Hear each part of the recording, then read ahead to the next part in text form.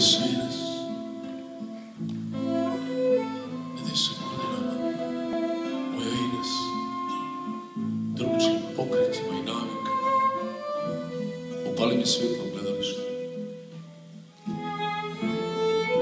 Jer još ti je soba topla, prijatan raspored i rijetki predmet. Upali mi svjetlo gledalište.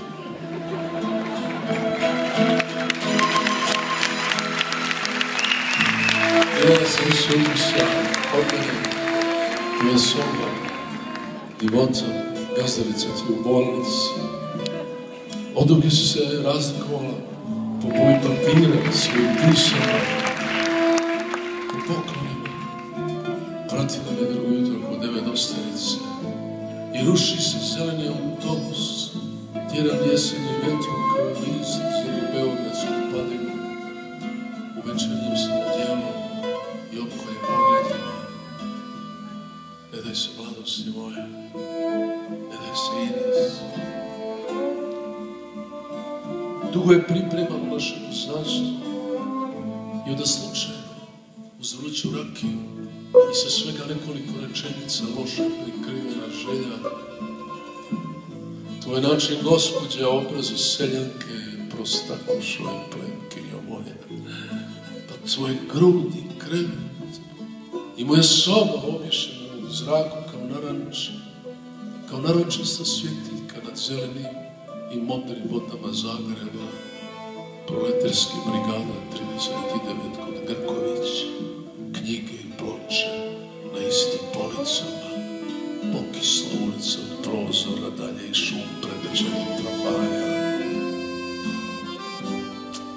Lijepi trenuci nostalgije, ljubavi, siromaštva, upotreba zajedničke kupovnice, molim vas ako neko traži.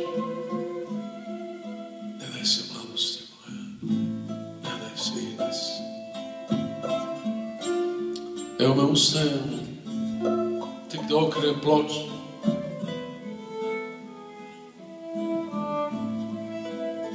Da li je to nepristojno u ovakvom času? Mozart, Requiem, Agnus Dei, meni je ipak najdraži početak.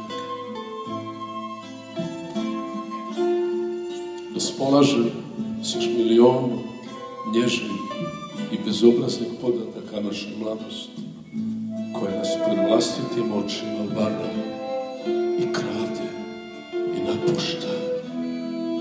Ne daj se Ines, otkaži večeru, poderi pozivnicu,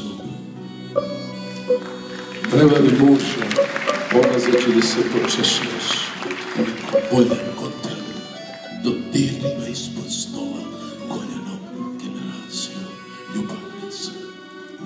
Pa ja znam da će još biti mladost, a nikad više u prosjeku 1938. I neće imati s kim ostati mlad ako svi ostanete. I ta će mi mladost teško nastati. A bit će ipak da ste vi u pravu, jer sam sam na ovoj obali koju ste napustili i predali bezvoljno. Ponovo počinje kiša, kao što već kiši u listopadu na otocima.